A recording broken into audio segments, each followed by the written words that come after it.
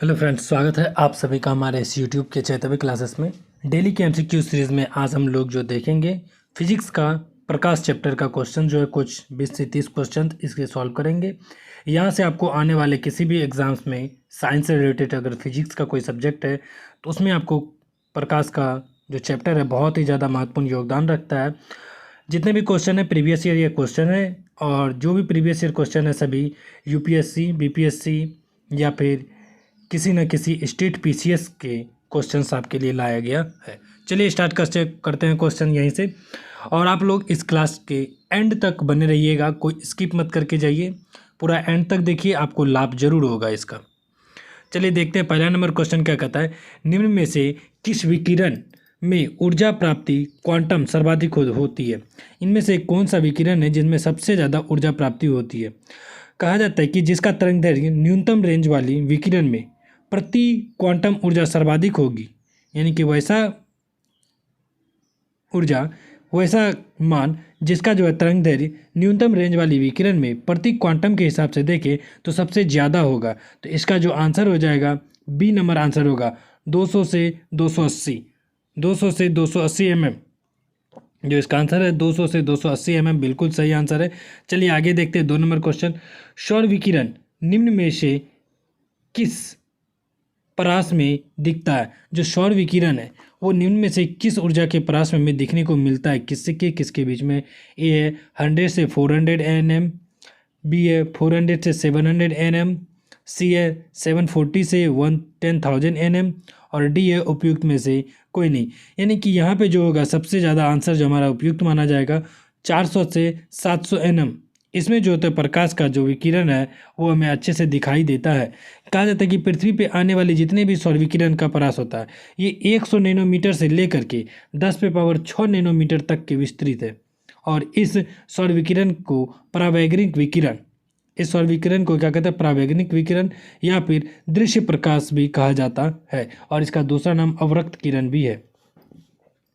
इसलिए इसका जो आंसर होगा आपको कौन सा होगा? बी नंबर आंसर 400 से 700 nm।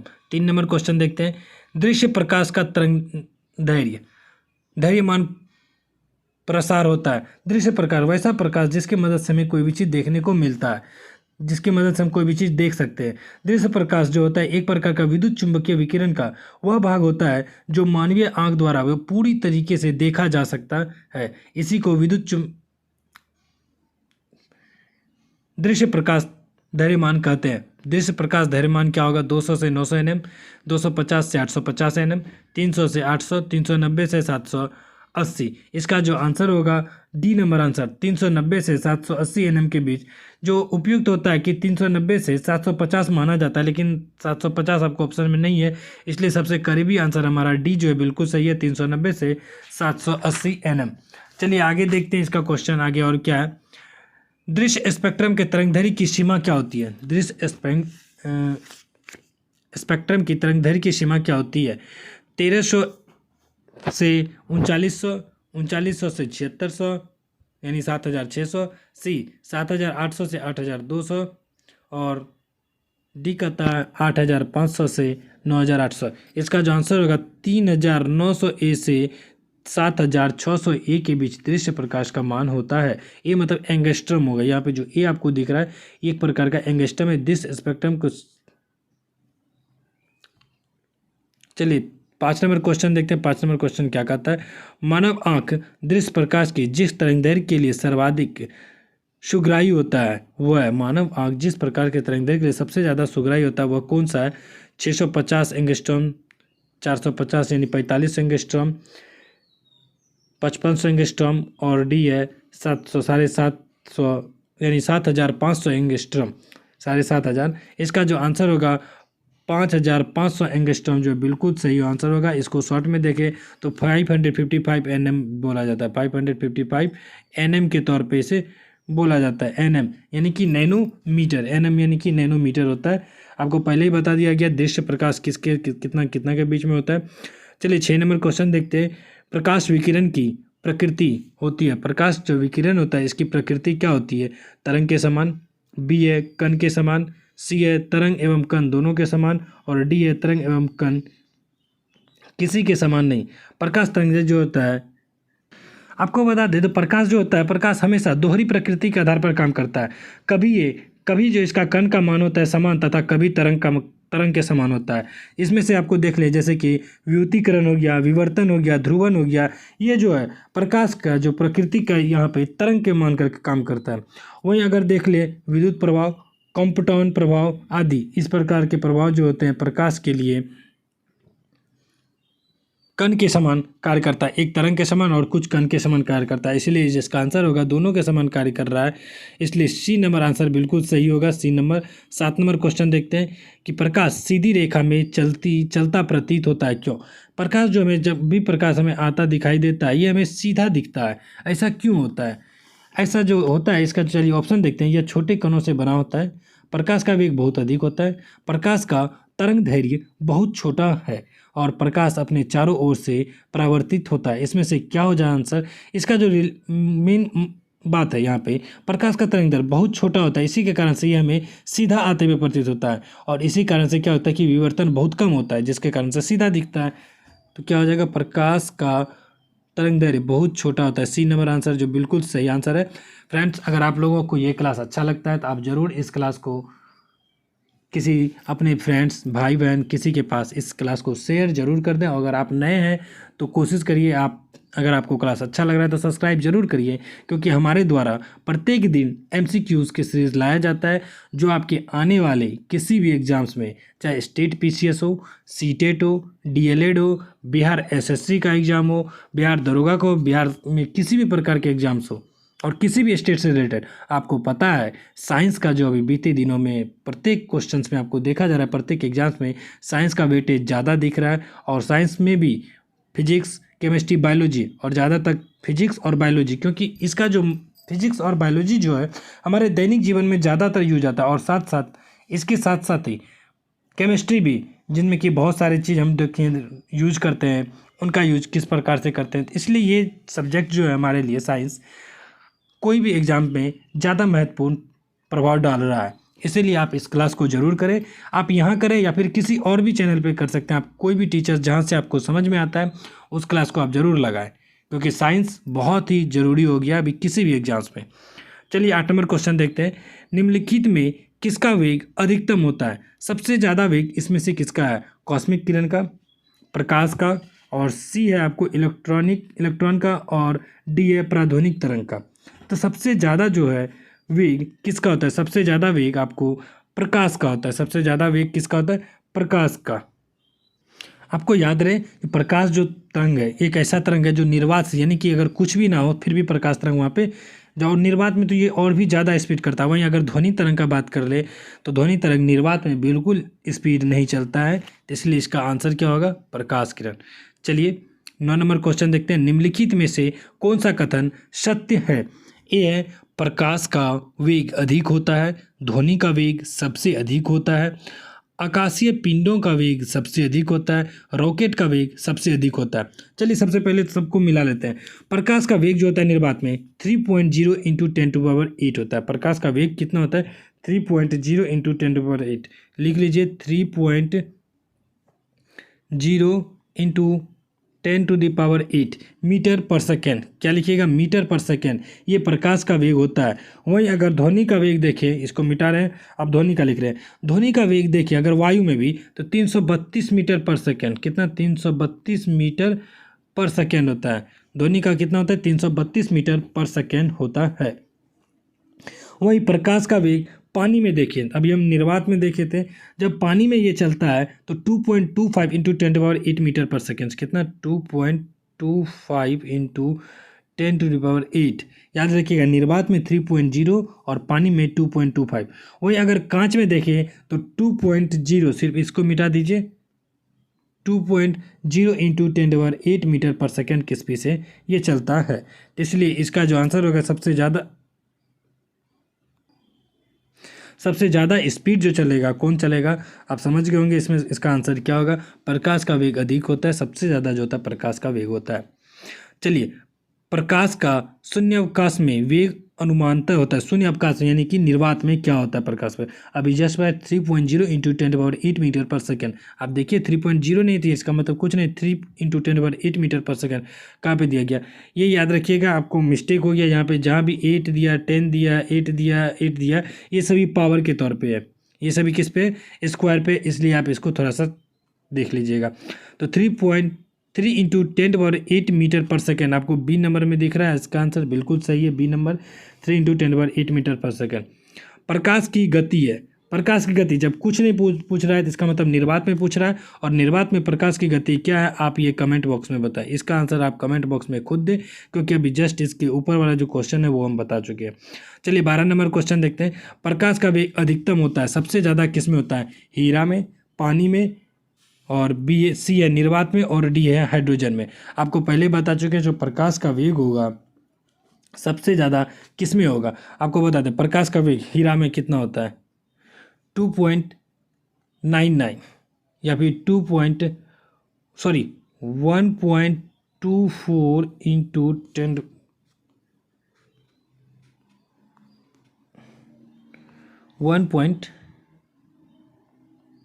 इंटू 10⁸ पानी में कितना होगा, 2.25 इंटू 10⁸।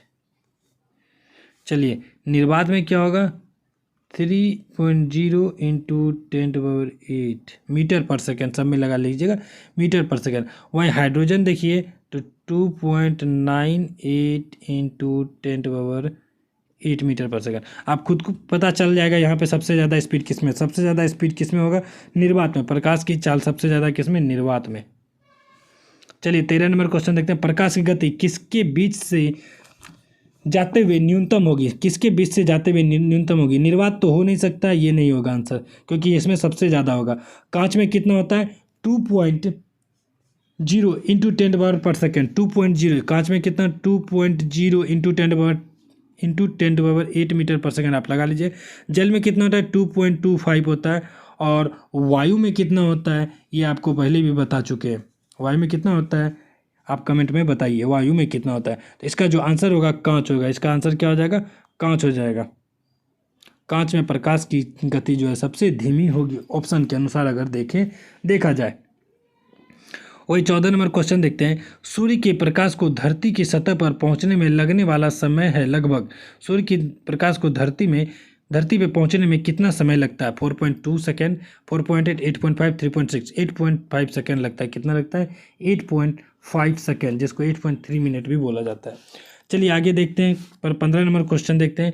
प्रकाश तरंग के वायु से कांच में जाने पर, जब प्रकाश तरंग वायु से कांच में जाने पर क्या होता है, वायु से कांच में जाने पर जो चर प्रभावित होता है वे है, जो चर प्रभावित होता है वो क्या है, तरंगदैर्घ्य आवृत्ति और वेग और आवृत्ति, सी है तरंगदैर्घ्य और आवृत्ति, और डी है तरंगदैर्घ्य और वेग। सबसे जो चर क्या होगा प्रभावित होगा वो तरंगदैर्घ्य और वेग होगा, आवृत्ति कभी भी प्रभावित नहीं होगा, याद रखिएगा आवृत्ति कभी भी प्रभावित नहीं होगा। इसलिए जहाँ जहाँ आवृत्ति आप उसको कट कर दीजिए, आवृत्ति हो ही नहीं सकता, इसलिए आंसर कितना होगा, डी नंबर। इसमें भी आवृत्ति आपको दिख गया, आवृत्ति कभी प्रभावित नहीं होगा। चलिए 16 नंबर क्वेश्चन। जब प्रकाश एक माध्यम से दूसरे माध्यम में जाता है तो निम्न में से कौन सा एक अपवर्तित रहता है। आपको पता है कि हम सघन और विरल पढ़े थे। जब प्रकाश एक माध्यम से, मान चलिए कि एक बॉक्स से प्रकाश आ रहा है, इसमें से इसमें जाएगा तो इसमें से क्या है जो अपरिवर्तित रहेगा, तीव्रता, वेग, तरंगदैर्घ्य, आवृत्ति। अभी जस्ट हम पढ़े प्रकाश क्या अपरिवर्तित रहता है, आवृत्ति अपरिवर्तित रहेगा। 19 नंबर क्वेश्चन कहते हैं कि जब प्रकाश एक माध्यम से दूसरे माध्यम में जाता है तो निम्न में से कौन सी या सा नहीं बदलती या बदलता है, इनमें से कौन सा नहीं बदलती या बदलता है। एक क्वेश्चन था जो हम यहाँ पे नहीं डालें तो उसका भी आंसर आप क्या लगा लीजिएगा, आवृत्ति। चलिए आगे बढ़ते हैं 17 नंबर क्वेश्चन। जब प्रकाश की किरण सघन माध्यम से विरल माध्यम में गमन करती है तब क्या होता है। जब प्रकाश की किरण सघन से विरल में जाता है, आप 10th क्लास के एनसीईआरटी अगर बुक पढ़े होंगे तो वहाँ बताया गया है सघन से विरल के बारे में। तो क्या होता है, इसकी चाल बढ़ जाती है तथा यह अभिलंब से दूर हट जाता है। इसकी चाल, अगला क्या है, इसकी चाल इसकी चाल बढ़ जाती है तथा यह अभिलंब की ओर झुक जाती है। सी, इसकी चाल घट जाती है तथा यह अभिलंब से दूर हट जाता है, और इसकी चाल घट जाती है तथा यह अभिलंब की ओर झुक जाती है। क्या बोल रहा है? सघन से विरल में जाएगा। किधर? सघन से विरल। अगर आप देखें तो एक लाइन दे देते, ठीक है, ये काल्पनिक रेखा हो गया, ये हो गया सघन, इसको मान लीजिए सघन। जब सघन से कोई प्रकाश इस प्रकार से गमन करेगा तो क्या होगा? ये थोड़ा सा और भागेगा, ये थोड़ा सा और क्या होगा? उधर की ओर भाग जाएगा। इसको जाना चाहिए इधर, लेकिन चल जाएगा किधर? इस ओर जाएगा। इधर जाने की जगह वो उधर जाएगा। जाना किधर चाहिए? इधर। ये गया किधर? इधर। तो ये अभिलंब, अभिलंब से क्या हो गया? ये दूर भाग गया। ये अभिलंब से क्या हो गया? दूर भाग रहा है। आप यहाँ देख पा रहे हैं कि अभिलंब से ये क्या हो रहा है? पूरी तरीके से दूर भाग रहा है। इसलिए इसका जो आंसर होगा बी नंबर, इसका आंसर बिल्कुल सही होगा। बी नंबर में क्या देख लेते हैं? बी नंबर में इसकी चाल बढ़ जाती है तथा यह अभिलंब की ओर झुक जाती है। ये तो नहीं होगा, सॉरी, बी नंबर नहीं होगा, ए नंबर होगा। इसकी चाल बढ़ जाएगी और अभिलंब से दूर हट जाएगी। सॉरी, माफ कर दीजिएगा, ए नंबर होगा, अभिलंब से दूर हट जाएगी। चलिए आगे देखते हैं। 18 नंबर क्वेश्चन जो है वो क्या कहता है? 18 नंबर क्वेश्चन कहता है, 17 के बाद 18, निम्नलिखित ऊर्जा रूपांतरणों में से किसके द्वारा प्रकाश की क्रिया संपादित होती है? इनमें से किसके द्वारा प्रकाश की क्रिया संपादित होती है? प्रकाश से रासायनिक ऊर्जा, प्रकाश से ताप ऊर्जा, ताप से जैव ऊर्जा, जैव रासायनिक ऊर्जा, और डी है ऊष्मा की गतिज ऊर्जा। इसका जो आंसर होगा प्रकाश से रासायनिक ऊर्जा। आपको पता है कि रासायनिक समीकरण ग्लूकोज के सूत्र के बारे में आपको पता होगा, जहाँ 6CO2 यानी कि कार्बन डाइऑक्साइड प्लस H2O यानी कि जल और प्रकाश, ये सभी मिल करके परनहरित की प्लस परनहरित, इसके साथ क्या बनता है? C6H12O6, और ये इस चीज़ का निर्माण करता है। और साथ में अगर इसको हम बैलेंस करें तो 6O2 प्लस 6H2O का प्रयोग करते हैं। चलिए इसका आंसर आपको समझ में आ गया होगा। क्या होगा? कि क्या होगा? ए होगा, ए हो जाएगा। 19 नंबर, प्रकाश सजावट तथा विज्ञापन के लिए विसर्जन नलिकाओं में प्रयुक्त होने वाला गैस है। प्रयुक्त होने वाला गैस का कौन? सजावट के लिए कौन सा गैस का प्रयोग किया जाता है? Carbon dioxide, ammonia, sulphur dioxide और नियोन। आपको बता दें इसमें कौन सा होगा? नियोन होगा। नियोन गैस एक ऐसा गैस होता है जो कि लैंप में, यानी कि कोई भी ट्यूबलाइट आप देखते हैं ना, जो ट्यूबलाइट होता है उसके अंदर की जो गैस भरा होता है, नियोन गैस ही भरा होता है। अलग अलग प्रकार का गैस भरा होता है, जिसमें एक प्रकार का नियोन गैस भी है जिसे भरा जाता है। तो इसलिए इसका आंसर डी होगा। चलिए 20 नंबर क्वेश्चन देखते हैं। साबुन के पतले झाग में चमकदार रंगों का बनना किस परिघटना का परिणाम होता है? आप देखते हैं जब साबुन हम लगाते हैं तो थोड़ा सा बुलबुला हमें चमकदार नजर आता है। वो क्यों होता है? बहुलित परावर्तन के और व्युत्कीकरण के कारण। बी है बहुलित अपवर्तन और परिक्षेपण के कारण। सी है विवर्तन और परिक्षेपण। डी है ध्रुवन और व्युत्कीकरण। इसका जो आंसर है ए होगा। जो साबुन का जो पतला झाग इसलिए होता है क्योंकि प्रकाश में बहुलित परावर्तन और व्युत्कीकरण का परिणाम होता है। ये बहुलित परावर्तन और व्युत्कीकरण, इसका ऑप्शन कहाँ पे हमें? ए नंबर हमें दिख रहा है। चलिए सही है। 21 नंबर क्वेश्चन कर लेते हैं। 21 नंबर क्वेश्चन कहता है कि प्रकाश ऊर्जा का ऑप्टिकल फाइबर में संचरण निम्नांकित घटनाओं के अनुप्रयोग द्वारा किया जाता है। ए है पूर्ण आंतरिक परावर्तन, बी है विवर्तन, सी है प्रकीर्णन और डी है अपवर्तन। डी क्या है? अपवर्तन। इसका जो आंसर होगा ए नंबर, पूर्ण आंतरिक परावर्तन, बिल्कुल सही आंसर होगा। चलिए 22 नंबर क्वेश्चन देखते हैं। निम्नलिखित में से किस परिघटना या परिघटना का उपयोग ऑप्टिकल फाइबर में किया जाता है? इनमें से कौन सा परिघटना है जिसका उपयोग ऑप्टिकल फाइबर में करते हैं? व्युत्कीकरण, अपवर्तन, पूर्ण आंतरिक परावर्तन और ध्रुवन। इसका जो होगा पूरी तरीके से फाइबर में जो प्रयोग करते हैं, पूर्ण आंतरिक परावर्तन का प्रयोग किया जाता है। 23 नंबर, तंतु प्रकाशिकी संचार में संकेत किस रूप में प्रवाहित होती है? तंतु प्रकाशिकी संचार में संकेत किस रूप में प्रवाहित होती है? प्रकाश तरंग, रेडियो तरंग, सूक्ष्म तरंग और विद्युत तरंग। इसका जो आंसर होगा ए नंबर आंसर बिल्कुल सही होगा, प्रकाश तरंग के तौर में। चलिए 25 नंबर देखते हैं। मृग मरीचिका का कारण क्या? मृग मरीचिका आप समझ रहे हैं कि एक जब हम रेगिस्तान जाते हैं तो हमें ऐसा नज़र आता है कि जिस जगह पानी नहीं है फिर भी हमारे दूर से देखते हैं तो हमें वहाँ पानी नज़र आता है, और जब वहाँ पहुँचते हैं तो पानी नहीं होता, इसे मरीचिका कहते हैं। ये क्यों होता है? प्रकाश का व्युतीकरण के कारण, प्रकाश का विवर्तन के कारण, प्रकाश का ध्रुवन और प्रकाश का पूर्ण आंतरिक परावर्तन। और मरीचिका पूरी तरीके से प्रकाश का पूर्ण आंतरिक परावर्तन के कारण ऐसा होता है। 26 नंबर क्वेश्चन, एक कटा हुआ हीरा क्यों जगमगाता है? कोई कटा हुआ हीरा है, मज़ा आ जाएगा। कोई अगर हीरा दे दे कटा हुआ तो कितना मज़ा आ जाएगा। चलिए, एक कटा हुआ हीरा जो क्यों जगमगाता है? कटा हुआ हीरा क्यों जगमगाता है? इसकी आणविक संरचना के कारण, प्रकाश के शोषण के कारण, बी है प्रकाश शोषण कारण, सी है पूर्ण आंतरिक परावर्तन कारण, और डी है कुछ अन्य निहित गुण के कारण। इसका जो होगा सी नंबर आंसर, पूर्ण आंतरिक परावर्तन। हीरा जो होता है अपने अंदर, आपको पता है कांच टाइप में हमें दिखता है, ये अपने अंदर जो होता है पूरी तरीके से आंतरिक परावर्तन करता है। यानी कि जब इसमें अंदर छोटा सा भी प्रकाश जाता है तो वो टकरा के देखते अंदर ही एक दूसरे से टकरा के पूरी तरीके से चमकना चालू कर देता है।